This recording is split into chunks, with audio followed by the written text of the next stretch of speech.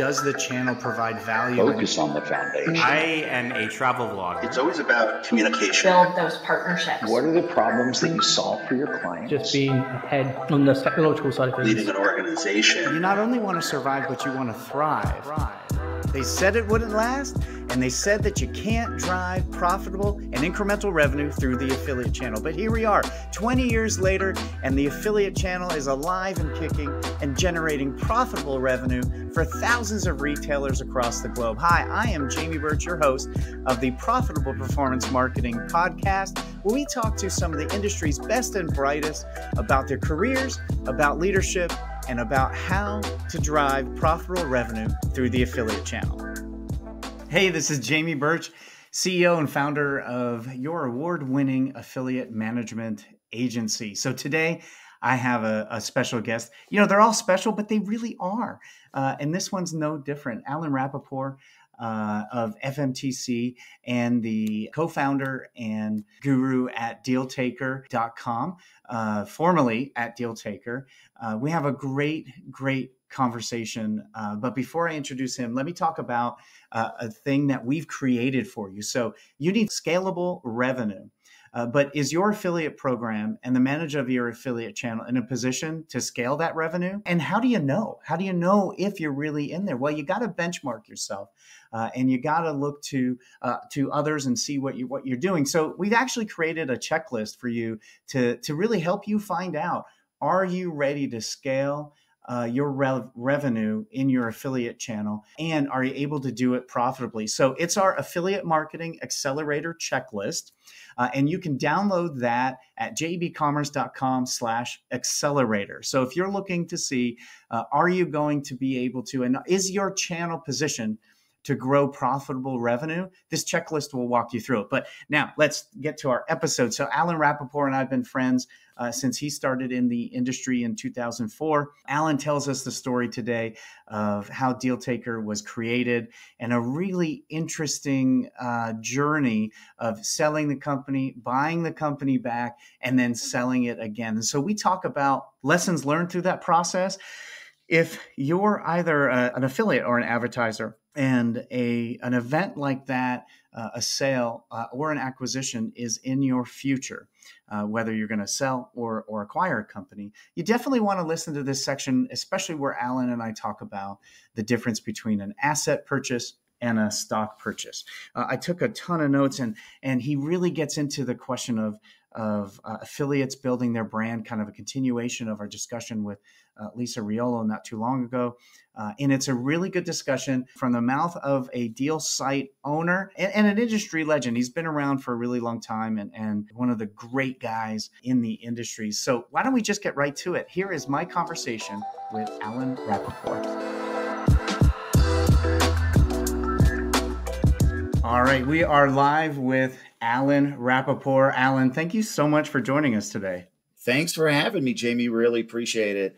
Looking forward to it. Yeah, you know, as we were just logging on and you were talking about closing your tabs and all that, I was looking at my phone and I remembered I moderated a panel in ASE, and I did this long spiel about turning off your phones. I don't know, I must have been on like some sort of moral battle against people, being distracted during presentations. And no lie, 15 minutes in, guess whose phone rings? It was mine. Of course. I didn't set any of my stuff. So I now have a process I follow that I have to check it off and say it's done. But yeah, awesome. It's so good to chat with you. Absolutely. Looking forward to it. Yeah, I've had some things like that happen. Sometimes I'll set maybe an inappropriate sound for my tone, and then I'm in line at a supermarket and somebody, people start looking at me, but it happens. Yeah. Yep. And congratulations. Happy anniversary. I think 21 years this year. 21 years, 26 together, 21 years. Our marriage is old enough to drink. We're in 2020. I think so that's appropriate. Yeah. I think someone said their conspiracy about 2020 was that time travel is real and someone keeps going back to change something early on in the year. and it keeps messing stuff up in new ways. And that's what we get to experience every month. Well, I think you're celebrating an anniversary at JEB too, correct? 16 years? Yeah, 16 years on the 10th. So 15, we celebrated a bit, and this one's been a little unique because the whole team is working from home. In fact, I'm doing our first podcast recording from my new office at my house. So yeah, 16 years. I think 16 years ago, right now, I was trying to figure out how I was going to pay a mortgage in a few days and feed 2 new kids and the 2 that we already had. So it was exciting and stressful times. And now my company's able to drive, so insurance rates will go up. Absolutely. And you are starting to send kids to college, I saw on Facebook. It's a crazy time to do it. But yeah, my oldest daughter is now a buff at CU in Boulder, University of Colorado. Despite everything going on, social distancing, a lot of remote classes, some in-person classes, she's doing great. It's just a crazy time. They just completed a 2-week quarantine in Boulder, Colorado, only for kids ages 18 to 22. So they're not veiling their intentions on that too well. But yeah, she's doing great. They're going to end the semester at Thanksgiving. She's not going to go back after that. She's just going to go fully remote. But yeah, it's amazing. I can't believe I'm old enough to have a kid going to college. Yeah, like 2 things going on. Like, I can't believe either of us. I have a 24-year-old and a 20-year-old, and that either of us are old enough for kids in college. And then how different it is than when we were that age and going to college. I haven't talked to anyone yet who kind of had their kids through that. So they had to quarantine on campus for 2 weeks? Well, they went to campus and things were kind of open. You had to wear masks, you had to eat outside. But then cases started spiking, college kids partying and stuff like that. Not mine. No. Mine's an angel. Yeah. And I was too. I was a perfect angel as well. I bet you were too. Absolutely. But then a few weeks ago, they said, all right, we got to kind of lock it down for 2 weeks. They cleared out an entire dorm to be the quarantine dorm. So they started doing a lot of that, but I guess it worked and cases are down and they're starting to reopen up a little bit. Hopefully they can stay a little bit open through Thanksgiving. But yeah, it was a struggle. My wife and I and my kid, talking about if she should even go to college, what kind of experience would it be? Yeah. Should we defer a year? But we kind of decided, hey, this is her experience. It's going to be different than our experience, certainly at this time in our world. But this is her experience, and she'll have that story to tell. Yeah, that's pretty cool. It definitely, until you start talking to people, there's all these unintended consequences and really unique things that once you get out of your own bubble, you start to really hear about. We're not in the college bubble right now. So seeing how different areas of the country and different people are taking it is really unique. Now you've worked remote for a really long time. So, this quarantine hasn't been such a shift work-wise, or maybe it has. What's the biggest kind of adjustment you've had to make since March? I mean, I have to be honest. I mean, my adjustment has been very small. My adjustment is basically adjusting to my family's adjustments. Mm-hmm. Like you said, I've been working from home for 16 years. FMTC, who I work for now, is a completely remote team, always has been. So we had no bump in the road at all. We just kind of kept going, kept having our, we used Zoom extensively before this all hit. So we just kind of continued doing that.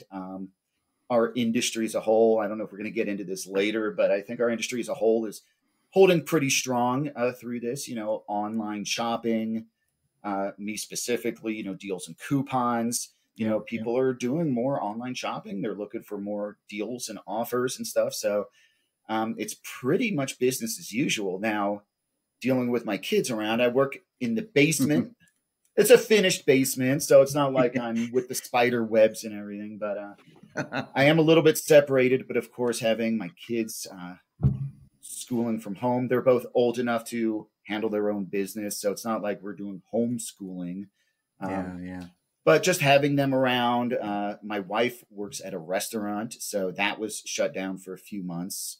Oh, yeah. So having her around, that's been the adjustment for me as far as my day-to-day life and my work life. It's been pretty steady.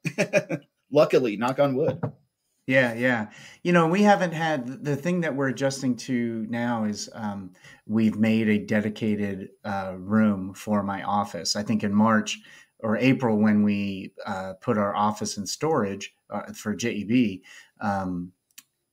I rotated between basically counter space at the house that I could use and what wasn't interfering with everyone else, but that just didn't seem to work. So this week now we're adjusting to 100% at home. We had a co-working facility for a while and still do. The restrictions are pretty lax up here in Coeur d'Alene. So now everyone's adjusting to daddy being home all the time. And when there's a podcast to record, the front door needs to stay locked. I've worn out the printer. Actually, the only thing I've printed in months with the printer has been, I'm on a podcast, I'm recording, open this door only if someone's dying or the house is on fire and I'm at risk. Do not knock or say my name unless you want to get slapped around or something. So do you have plans to open your office back up, or have you made the decision to go remote from here on out? Yeah, what we have said is, and it's a good question, a question I don't know if we have solved, but what we've committed to is we're going to close and be closed through 2021. So looking at 2022 to open back up again. We are finding like there's two concurrent findings that we've discovered. One, like everyone has, or most people, we can do 100% of our job remote, and we can keep the same company culture that we had before using Slack and Zoom and things like that. But there's way more intention that needs to be behind it. So, there's not the collision spots that there used to be in the office, the kitchen, the foosball table, and we actually had water coolers. So the water cooler and stuff like that. So the random interactions and collisions with staff and the random discussions, that doesn't happen in the same way. But we've been able to make sure that it still happens. So we instituted office hours. So myself and Stephen Robinson host office hours twice a week. And that's like anyone have any question that they want to chat about, they want to run through an idea or anything, they can come join us.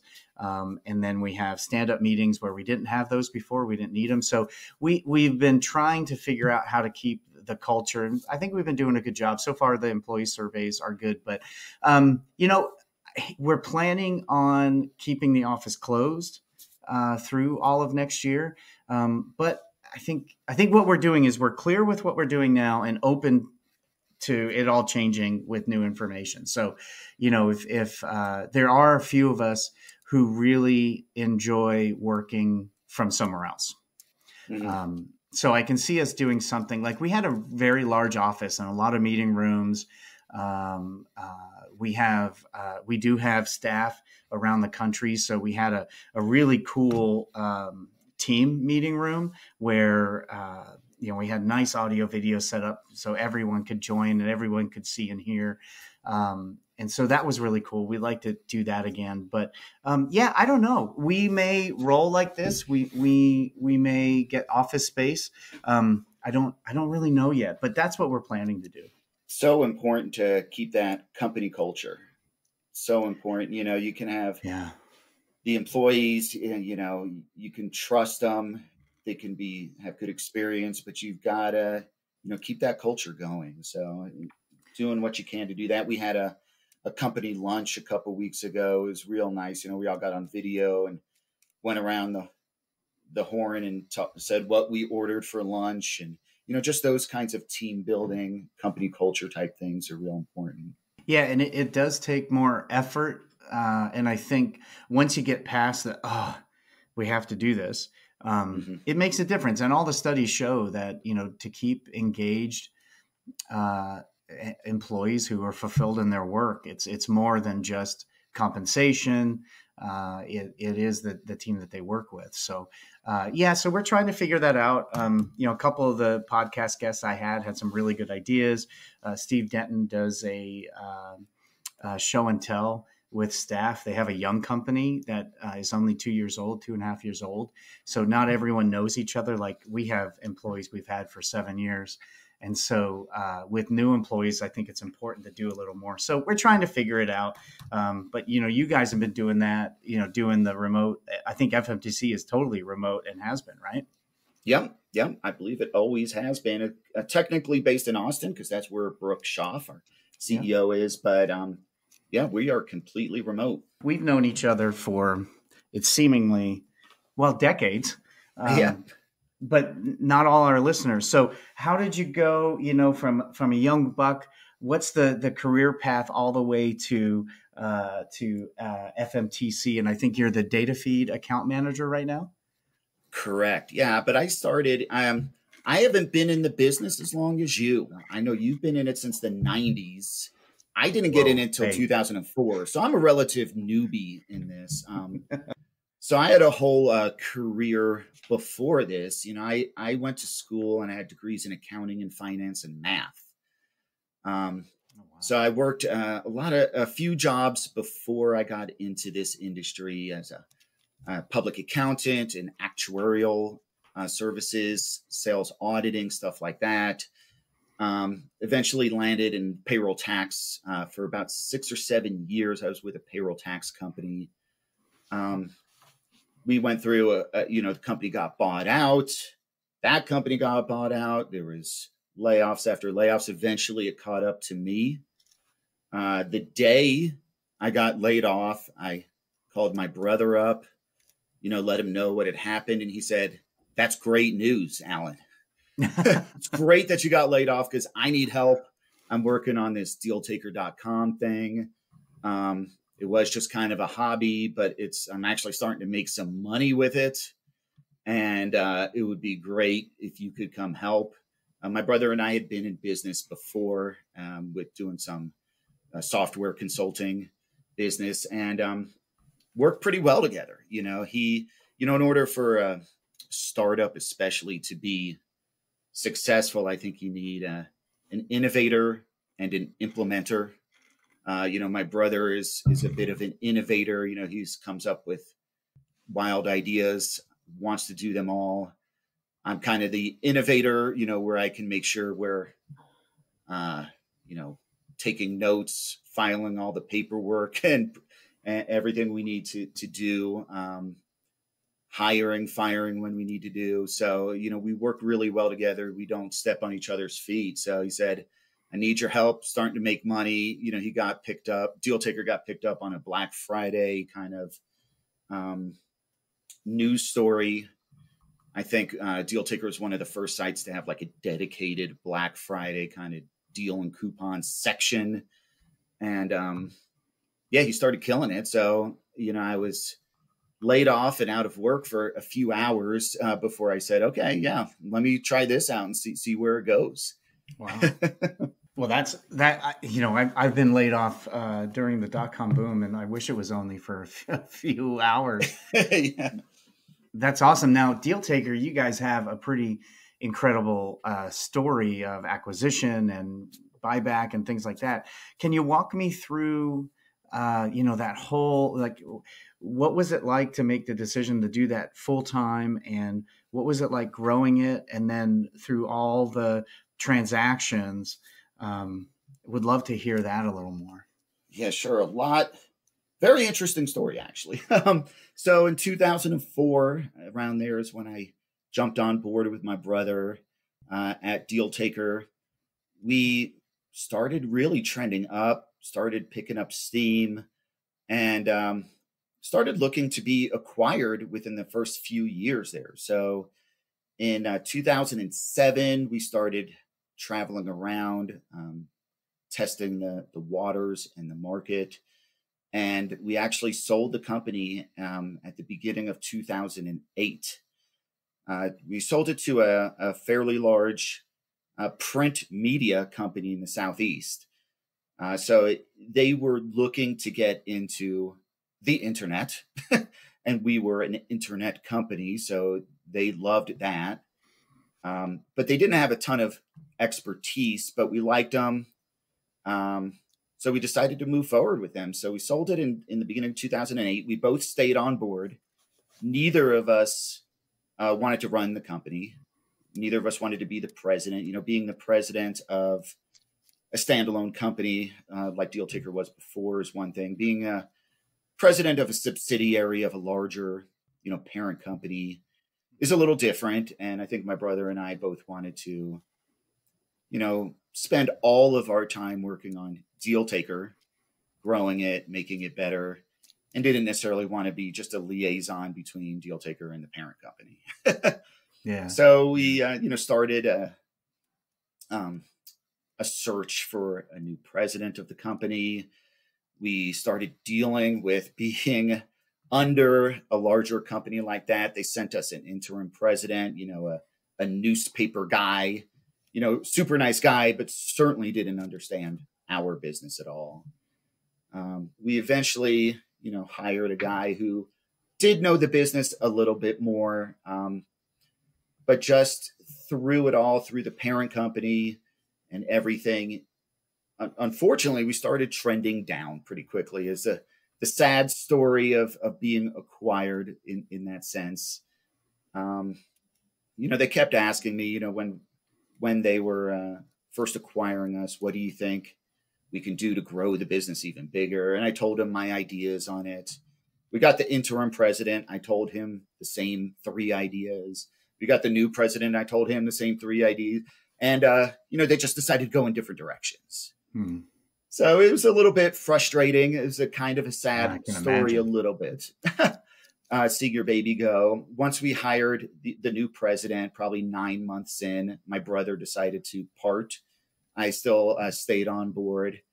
So wrote it out for a few years. They blamed, there was some blame on the downturn. This is from like 2008 to 2012.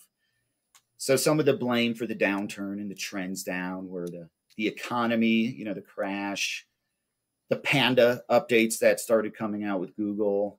But really, if you look back at the data, a lot of the downward trending was our own faults, changing URL structures, moving our platform to like WordPress, adding too many merchants all at the same time, things that we knew wouldn't work, or we knew didn't work back when we were running it, but, decided to move forward with it. So continuing the story, it wasn't really working great. So after about 4 years, I was let go, but it was kind of a mutual thing, but I was officially let go.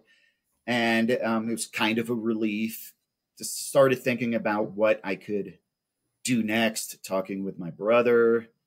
And probably within 3 or 4 weeks after I was let go, the parent company called me up and said, "Hey, we don't know what to do with this thing. We don't know how to save it. Do you want to buy it back?" Oh, wow. So it was really interesting. Was that an expected call? Was that a complete surprise? It was definitely a surprise. I figured they might just run it into the ground. I knew they were losing money hand over fist. At this point, I think there was, maybe over 20, 25 employees. They had a nice office in downtown Dallas. They had a lot of contractors and all sorts of stuff they were spending money on. So the company, DealTaker itself was still making a decent amount of money. They were just spending too much money. And I don't think they knew how to get control of it. So my brother and I spoke about it. And we're like, well, I don't have a big interest in buying it back, but let's kind of make a lowball offer and see what happens. We did, pennies on the dollar for what they what they spent on it 4 years earlier, and they accepted it. You know, I think they just kind of wanted to get it off the books and out of their hands. You know, they're a public company, and I just don't think it looked very good, consistently losing money on this entity that they had. Yeah. So yeah, we purchased it back. It was an asset purchase. I made sure of that. I didn't want to buy back the whole company. That's a huge difference, right? Asset versus stock. Exactly. So I said, you know, I don't want any of the employees. I don't want any of the contracts. We kept 2 contracts, the hosting and FMTC. We were using FMTC at the time. So we kept those 2 contracts, got rid of everything else. We kept 1 contractor, and then that was it. So we turned this company that was losing money hand over fist to the very next day. It was a very profitable company because we just didn't have the overhead anymore. Yeah. So it was interesting. And we ended up, you know, running it for another few years. Pretty bare bones, skeleton crew, you know, just a few of us running it. Had talks all the time about, you know, how, you know, do we want to put some more investment in this? Do we want to grow it? Do we want to keep running it? And unfortunately, you know, it just didn't seem like there was the enthusiasm there to grow it. So we just kind of kept running it for a few years. And then after a few years, I decided, okay, maybe we should sell it. You know, we're not going to grow it before it dies a slow death. Let's get it sold while there's still some value to it, and somebody can hopefully do something with it. So 4 years later, fast forward to 2018, we sold it. Again, this time I did not stay on board, but it is an interesting story. You know, we grew the company, we sold it, we bought it back, and then we sold it again. Man, that, you know, that is, it's such a great story. And I'm so happy for you. You were able to do that as a friend. It's great to see. Those 4 years with the company that acquired must have been very difficult. I've worked at places where from day one, it was a struggle. And I can't believe I was there for 3 years, let alone 4. That must have been difficult. It is, you know, and like I said, you know, I had my ideas, and I'm used to running with whatever idea I have when I'm running the company. There, you got to run up the flagpole. You got to get approvals. You got to get this and that. People keep asking me my opinion. I keep telling them, and then they choose not to do it. And I'm okay. You know, I'm a team player. I'm like, okay, as long as I get my day in court, you heard what I had to say. If you decide to go in a different direction, that's fine. I chose not to be president. I could have been if I wanted to. So let's go in this other direction. And I'm fully on board. And, you know, certainly, especially in our industry, you don't know what the answer is. You know, anybody who says they're a guru on this or that, you know, you better be wary of that because you just never know. So I didn't know that what I was thinking was the right thing.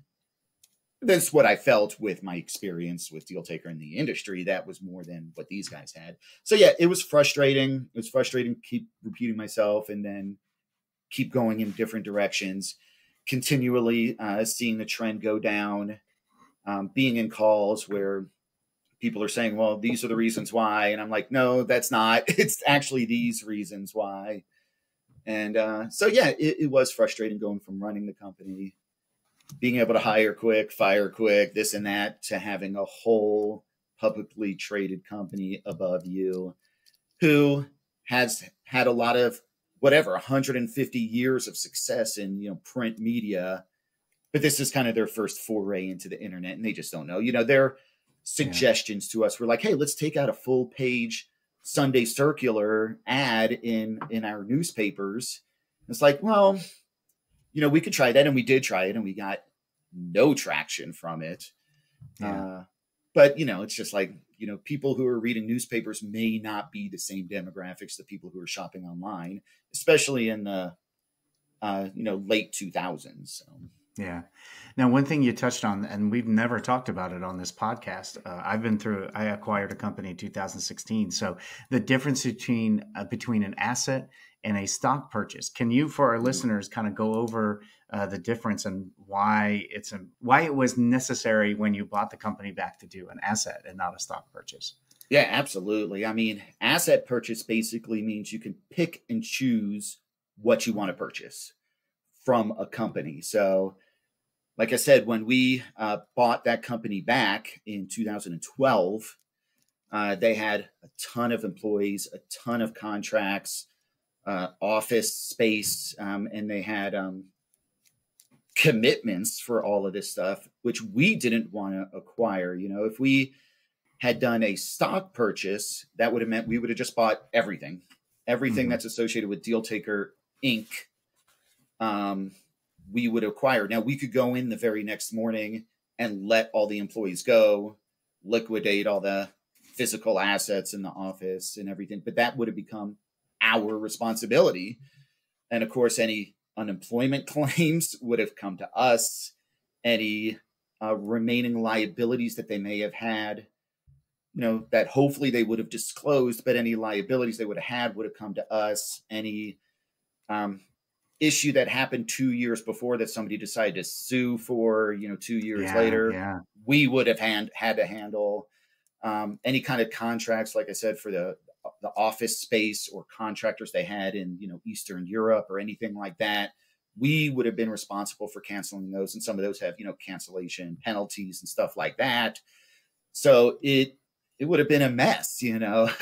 So we wanted to just pick and choose. And like I said, they had so much going on at the time that really was not useful. So like I said, I just wanted the hosting. I wanted the FMTC contract.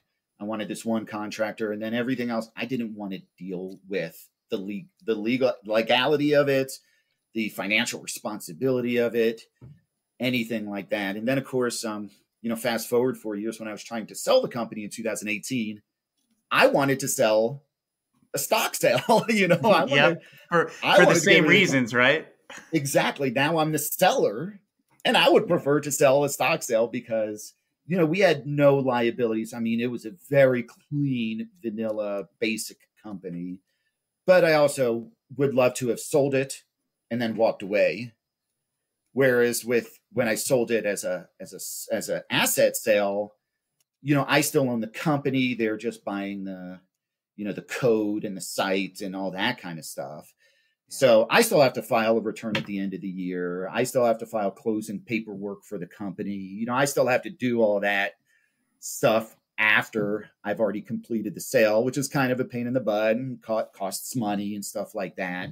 So I was trying to do a stock sale, but that didn't fly. So I ended up doing an asset sale. So I still had to do that for the next 6-9 months or whatever. I still had work to do to close out the company. Yeah, and we acquired a business in 2016, like I said, and I had really good mentorship and counsel at the time, and we bought assets. So, like you said, we could pick and choose. I want the name, I want the website, and these contracts, and no employees. And the thing we were worried about is nobody knows what an upcoming lawsuits there could be, or liabilities that aren't discovered in the discovery process. And if you buy the stock, you bought the whole company. And if someone sues the company you acquired, they're suing you now. And no lie, a week after we made it public, 2 bankers show up at my office because they felt and thought that it was a stock purchase.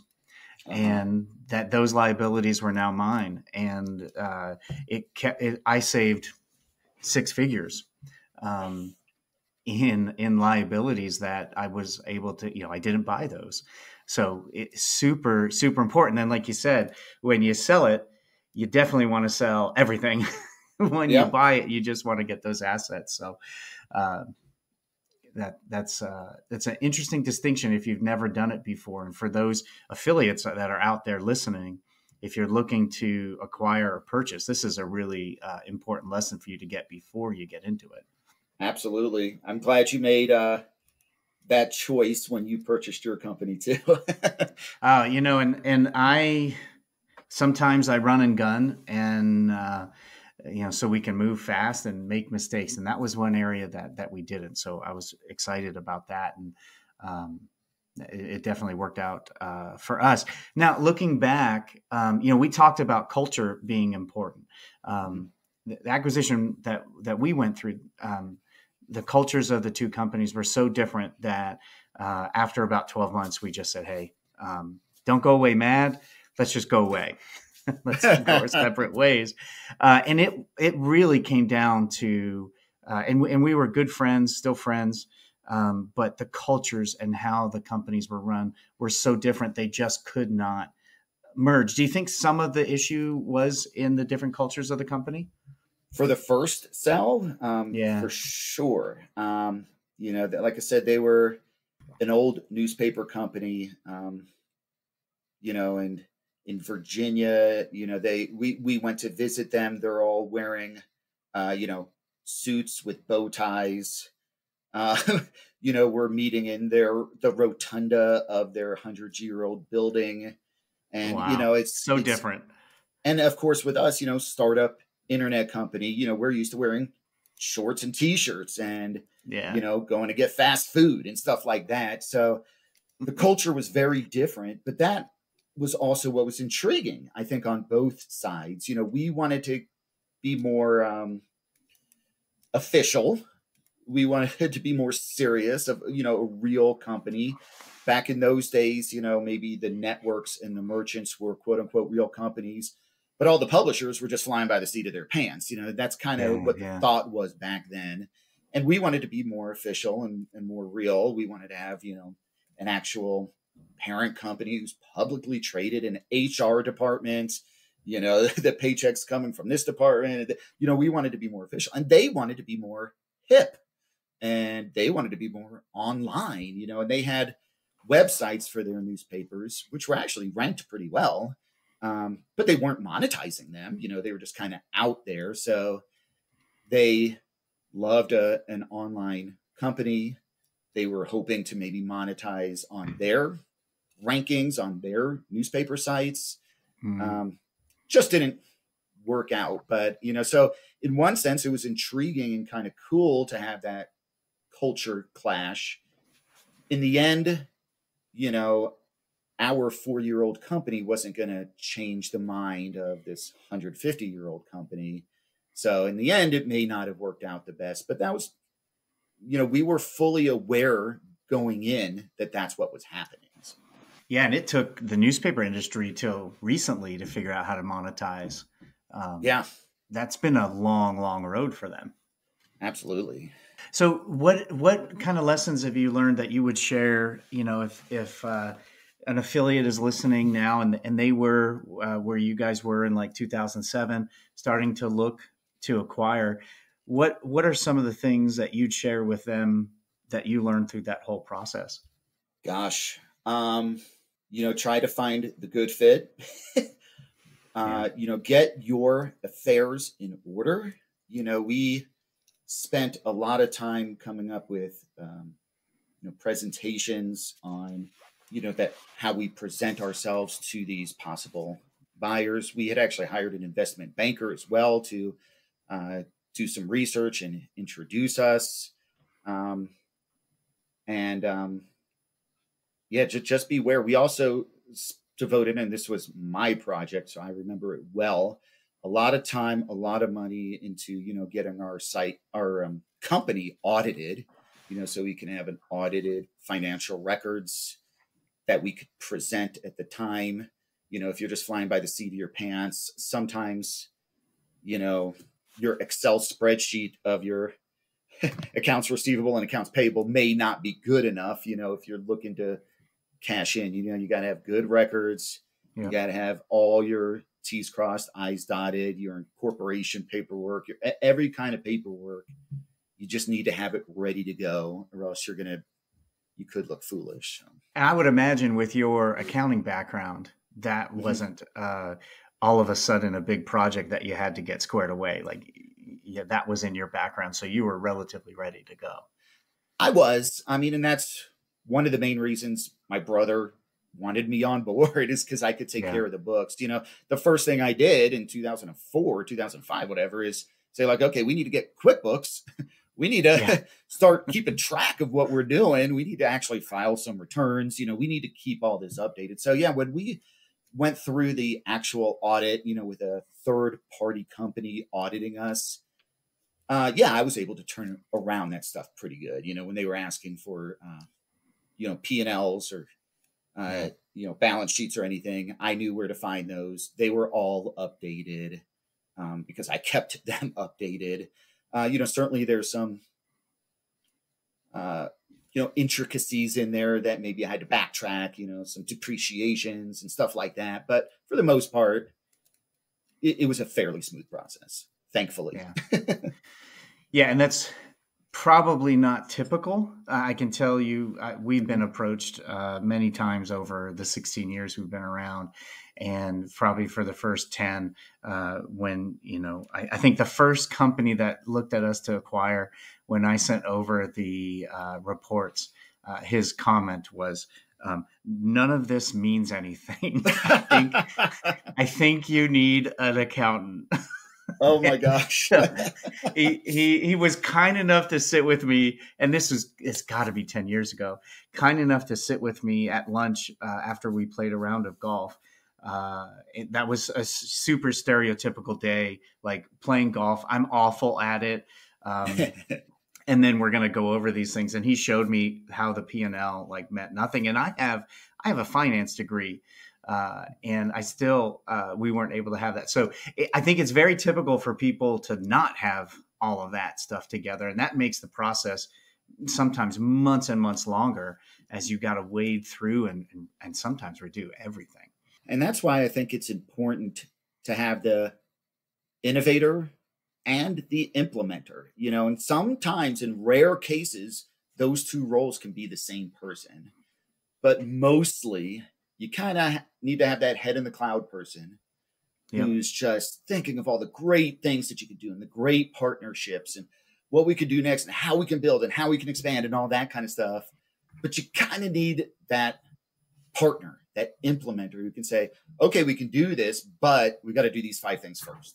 Or we can't do that because of this, this, and this. And, you know, I mean, I remember talking with my brother about toolbars back in the day, back in the 2000s. And it's like, toolbars are like a cool thing and we can set cookies and this and that. But back in the day, toolbars were considered pretty black hat. So I kind of had to be like, hey, you know, we could do a toolbar, but then we're probably going to get kicked out of some programs, some merchant programs. And, you know, these particular merchants that we're making a lot of money off of don't want to work with toolbars. You know, so I'm kind of the party killer, right? I'm the party pooper who says like, it's a good idea, but this and that. So it's the same kind of thing, you know, with being acquired and looking for that kind of stuff. You know, it's good to have that guy who's saying how great your company is and what you got going on and what you've got, you know, for your 5-year outlook and this and that. But you also have to have the guy say like, here's the paperwork, here's the returns that we filed, you know, here's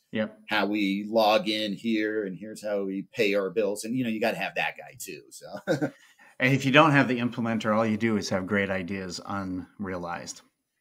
Exactly. Yeah. And I mean, in order for the company to be successful, you got to have the product, you got to have the back end, and you got to have the marketing, you know, those 3 things. And if you have a great, fantastic product, but you don't have any marketing for it, you're not getting the word out, and you're not, you know, keeping track of your bank accounts and stuff like that, then you're going to fail, you know? So you really, a lot of things in business are 3-pronged. You know, you have to have 3 things in order for that chair to stand upright. You know, chair's not going to stand with just 2 legs or 1 leg. You got to have at least those 3 legs. So.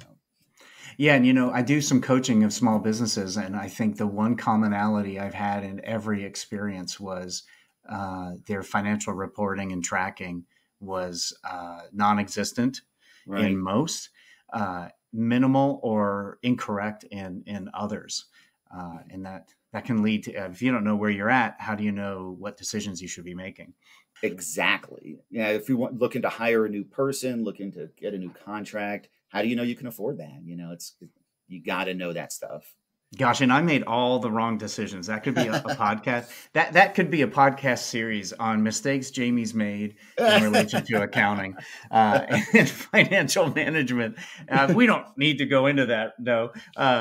But let's talk about coupon affiliates. Let's talk about deal sites. Like one thing you mentioned is the toolbars.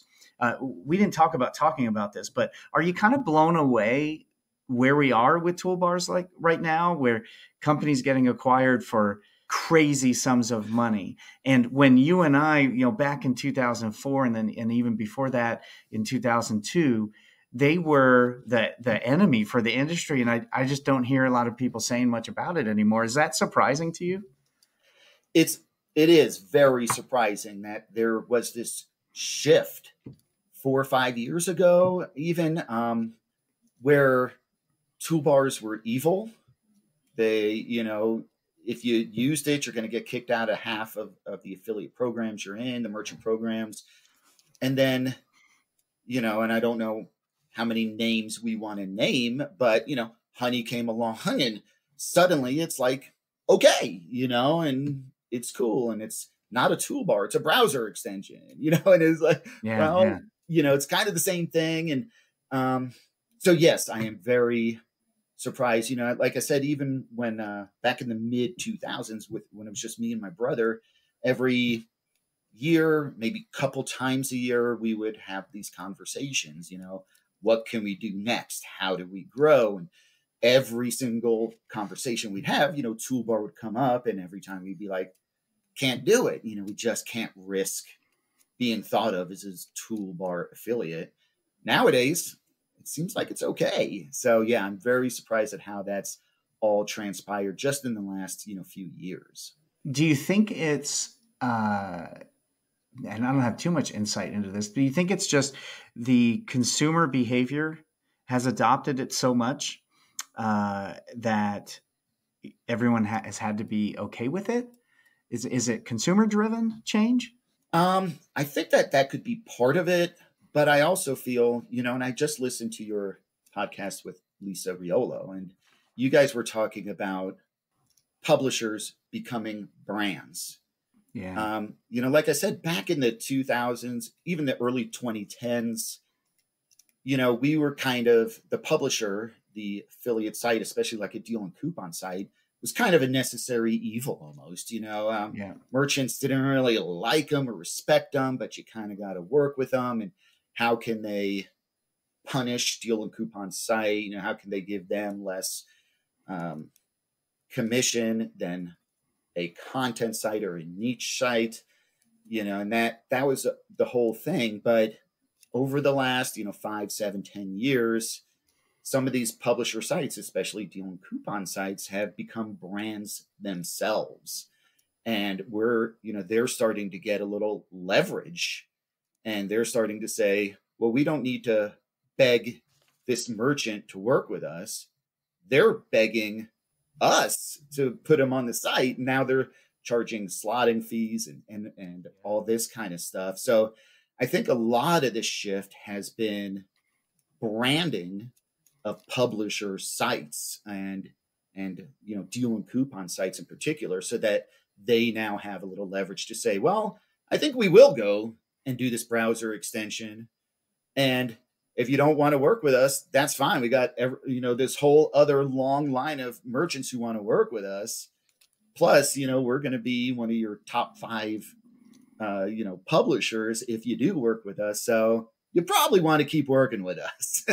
Now, I was going to say the other thing is the leaving a site, right? So you're in the purchase process, or shoppers in the purchase process, before they have to leave the site and then come back for that merchant to complete a sale. With a browser extension, they don't have to leave the site. And I think it's logical to want to keep a shopper on your site. I mean, it's just a logical thing. There's a whole industry around cart abandonment. So, I would think a merchant would want to, instead of having somebody leave your site, go to a deal and coupon or some other kind of site, and then keep your fingers crossed that they're going to come back. Even if they built their cart already, they're not guaranteed to come back, and having a toolbar browser extension will keep them on your site too. Yeah, that's a really interesting point too, because we've seen that industry of cart abandonment kind of come into its own the last 5 years, maybe a little longer. But yeah, that's one thing that keeps coming up in these discussions is this shift from the advertiser having the power in this ecosystem to whoever has the audience has the power. And that's always felt right. Whoever has the audience, it's their audience. And one thing you mentioned in some of the mistakes that were made, or I think it was mistakes made, but launching too many merchants too quickly. Mm-hmm. From an advertiser side, I don't understand that. Wouldn't more merchants lead to more traffic for you, more exposure, more, doesn't more merchants lead to a more vibrant and broad and deep product offering for your audience? Can you talk to me a little bit about tell me, what's the concept of too many merchants? And I could just talk from the vantage point of our particular site, because it could work different, obviously, depending on the site. With Deal Taker, and I'm going back 10 years now, the last time I actually ran these analysis and stuff. But we had a magic number of merchants. It was 1,500. That might not be your magic number, or anybody else's magic number. And that's a lot of merchants, 1,500 merchants on your site. But we ran all sorts of testing where we would maybe make less merchants or, take away some merchants. And it seemed like our earnings per merchant would decrease. We increase the number of merchants and our earnings per merchant would decrease. So for whatever reason, whatever Google algorithm at that particular time was in place, and it could be different today, that was our magic number. And it was proven, during when we had our parent company, they said, well, if we make X amount of dollars per merchant for 1,500 merchants, if we have 2,000 merchants, we'll make X times 500 more than what we were doing before. And I'm like, totally logical math. Yeah. And I'm like, I'm not sure that'll work because of algorithms, because of Google. And, we tried it before we had it. And then we did. He said, okay, in this next year, let's get to 2,000. In the year after, let's get to 2,500. And we did that. And that, among other things, our total revenue decreased, even though we had more merchants. So, I think it's about the quality of the merchant, the quality of the offer, but it's also, about the Google algorithms and stuff like that may like more or less pages and content and stuff like that. So it's a game. You got to play with it and see what works best for whatever site you're running. I've never heard that before. That is a first. I appreciate you sharing that. Sure. I was going to say, my hypothesis was, the American, was it the Cheesecake Factory? They have, if I remember, I haven't been there in a decade, but they have a 19-page menu and you can get every type of food possible. And too many options leads to decision fatigue. And, if you have too many merchants, there's just too much and you have to get curated. But you even saw that affected Google's algorithm and sending you traffic. And like you said, it was a long time ago, but that's a super interesting take. Yeah, it definitely. And I think the curation part is part of it as well. If you go look, if you're a consumer, you go to a website and you look up stores that sell sofas and you get a nice list of 20, 30, 40 stores, that's ingestible. If you type it in and you get a list of 3,000 stores, well, it's too much, right? Yeah. You're not going to go through 3,000 stores. Maybe you go through 20 stores and find your best deal. But if a list comes up at 3,000 and you're like, hey, I'm just going to move on to the next thing, Yeah, and I wonder if that need like that could be forcing curation from one side, but also the audience is forcing curation too. If affiliates are more focused on building their brand and building their audience, bringing on anybody isn't going to necessarily do the trick. And it's great information. Now, as far as like you guys have had to deal with, especially back then, the coupon sites are garbage. They're just stealing my commission. I have one of the founders of, a long-term deal site that we've worked with for the entire time that you owned it. I think we work with them still. How did you address that discussion with advertisers? That we were just grabbing their cookies at the last minute. Yeah, and providing no value. Well, like I said before, once a shopper leaves a merchant site, no matter how far along in that purchase process they are, no matter what how they built their cart, anything, once they leave your site, you don't have any guarantee they're going to come back to your site. Now, there might be, there's all sorts of percentages of once they get to your site, there's this amount of percentage that they'll make a purchase. Once they put something in the cart, that percentage goes up. Once they get to the second or third screen in the cart, every screen in the cart, that percentage goes up, that a conversion is going to happen. But once they leave your site, you want them back to your site. I mean, and that's what deals and coupon sites do. And if they come to a site, if they end up on a deal and coupon site, because they see that box that says enter coupon code here on your cart, so they go say, oh, let me go look for that coupon code. There's no telling where they're going to land. They may land on a competitor site, or they may see a 5% off coupon for you, but their competitor has a 20% off coupon. So they're saying, oh, well, let me go look at that 20% off one, And so, we're talking about cart abandonment. You could almost look at deals and coupon site as a cart abandonment tool, because certainly not all traffic from deal and coupon sites come while you're in the cart. There's a lot of traffic driven in other ways, that start the process. But this particular conversation we're having now, you could consider that, your priority once a person leaves your merchant site should be to get them back to that merchant site. And that's what a deal and coupon site can do for you. Gotcha. No, that's a great answer. Again, you're giving me lots of new stuff.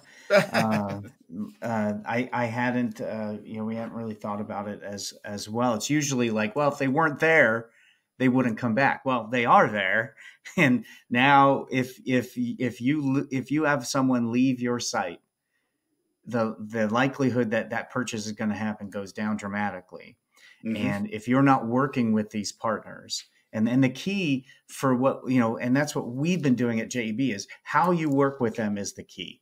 If you're not engaged with those particular partners, if you're just either throwing them out completely or letting them in on the same terms of every other affiliate, if you're not managing them uniquely and specifically, you're going to be either losing sales or spending too much money or some variation of both of those.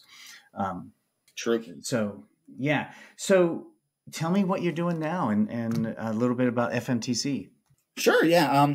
FMTC was a really good natural transition for me in my work career. Because as I mentioned, at Deal Taker, we started using FMTC, I think, in like 2010. Yeah. Before that, we were adding all of our offers manually. We were looking at newsletters from merchants and OPMs. We were picking and choosing what offers to put in. We had a really cool back-end product where we could add these pretty quick, but it's still an actual human being adding every single offer. So we researched it. FMTC had a great product even back in 2010 to not only aggregate all these offers, deals, coupons, categories, all these offers, but they clean them, they test them. Today, at least, we test every single link, we test every single coupon code. We correct the grammar and everything of offers as they come in.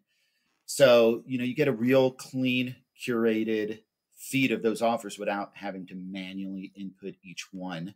So, so we subscribe to them. We put them in.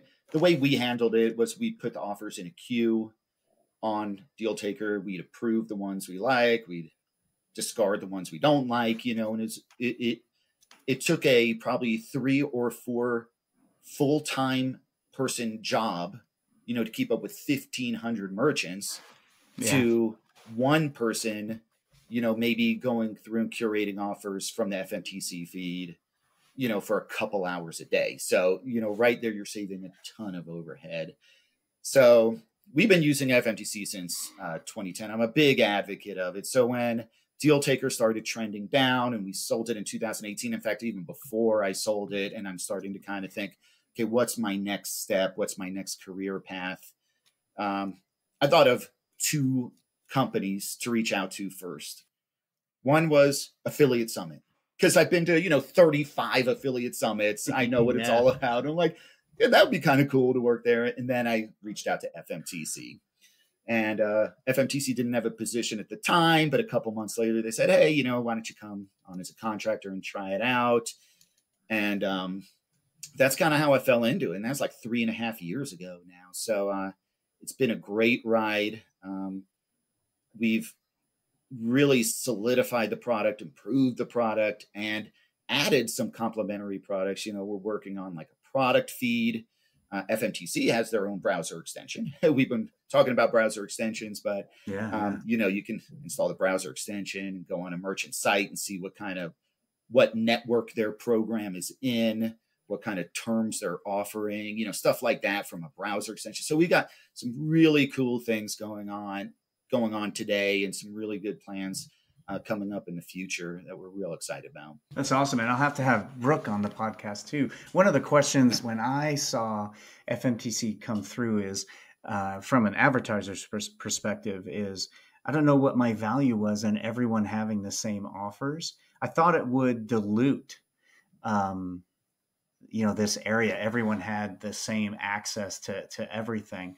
But that definitely didn't happen. Many of our, if not all of our clients, use the FMTC. What's the biggest advantage to using it for the advertiser?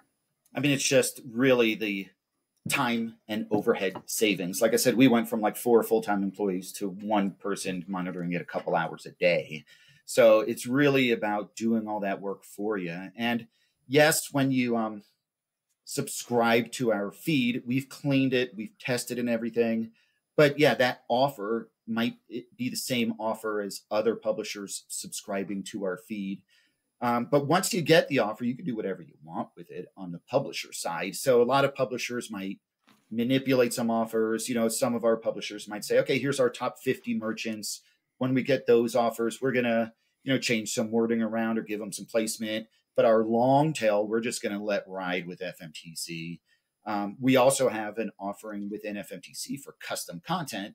So if you do want to get unique offers to you specifically, or at least uniquely worded offers to a publisher site specifically, we can handle that for you as well by, you're using your own style guide. We've got the human power on our side. So as I mentioned, we're going to save you a lot of overhead of human power at your company. On our side, we got a ton of humans working at FMTC. I mean, I think we've got 35 or 40 or more data processors who it is their job all day to get these offers in from feeds and newsletters and clean them up, test them, click on every single one. And you can imagine that is quite an undertaking. But we have that human power trained, ready to go. So moving into something like custom content, rather than you hiring a bunch of people to manipulate these offers, you can just pay us and we can do it. We've already got the humans in place ready to go. So awesome. Well, Alan, this has been enlightening and just a great conversation. If someone wants to get in touch with you, what's the best way for them to do that? You can look me up on LinkedIn. You could go to fmtc.co, not .com, just .co, fmtc.co, and you can find out about us all there. And looking forward to it. Awesome. Well, I can't thank you enough. This was great. We are a few minutes over our time, so hopefully I'm not making you late for anything. Really picked up some great things, curated number of merchants, your lessons learned from your startup and selling and buying and selling was fantastic. So I'm sure our listeners are going to get as much out of this conversation as I did. And looking forward to someday maybe seeing you at our 36th summit in person. Someday in the future would be fantastic. No, that sounds great. I really appreciate your time, Jamie. Keep up the great work. You're one of the vets in this industry. You're one of the good guys. I've never done a podcast or an interview like this before, but when you reached out, I love you, man. So of course I said yes. Oh, well, I appreciate that, man. Much love to you too. And so if you are listening, we're going to include a bunch of this stuff in the show notes. But Alan, thank you so much for joining us. Appreciate it. Man, oh man, what a great podcast. First of all, Alan, thank you so much for taking the time and your first podcast. You were fantastic. But to our listeners, wow, there's just so much here. Definitely in the acquisition, the sale, and the purchase of companies, how important it is to have your paperwork together, your finances, your financial reporting together, the difference between an asset and a stock purchase. One of the really great points that I thought Alan demonstrated so well and educated us on is the importance to have an innovator and an implementer. As an entrepreneur and a founder of several startups, I can tell you how right he is. The innovation is vital, but without the implementation, you have great ideas that go unrealized. Really, really a good discussion. Then we talk about one of the other things was the number of merchants on a site. A lot of our clients and advertisers, you may be struggling with, why aren't they letting me on the site? Why isn't this site allowing me to integrate? More merchants means, a better product for you, right? Not necessarily. So it was really interesting to see that there was a bunch of different things going on. And we continue to talk about affiliates becoming the brands that the customers want to go to first. And this rise of the brand is forcing advertisers to kind of show the affiliate why they should work with them instead of the other way around. So many good things. I hope you found this as interesting and educational and entertaining as I did. Alan, you are also one of the good guys, and thank you really appreciate you saying that. But and can recognize that because you are one as well. Good trusted friend for a long time. So definitely, if you want to learn more about FMTC, go to fmtc.co. And if you want to touch base with Alan on any of those things, we will include his LinkedIn link below. And remember, if you want to know if your affiliate program is positioned to scale and scale profitably over the next 12 months, you definitely want to go to JEBCommerce.com/accelerator. There you can download a checklist that'll walk you through and help you determine whether you're positioned or not. And if you need help with anything at all, there are 2 ways to get help with no obligations, no cost to you. You can email me at gethelp@JEBCommerce.com, and I will answer any questions that you have. You can also go to calendly.com/Jamie Birch, and there set up 15 minutes, 30 minutes, even an hour of my time, and we can talk about any of the struggles you have with your affiliate program at all. So please don't hesitate to use those. And if you found this episode interesting, could you please share it? LinkedIn, Facebook, Twitter. Share this podcast. Go to Apple Podcast and Stitcher and Spotify and give us a rating. We would love those 5-star ratings. That helps us get these conversations out more. So anyway, I hope this was entertaining. Thank you for listening.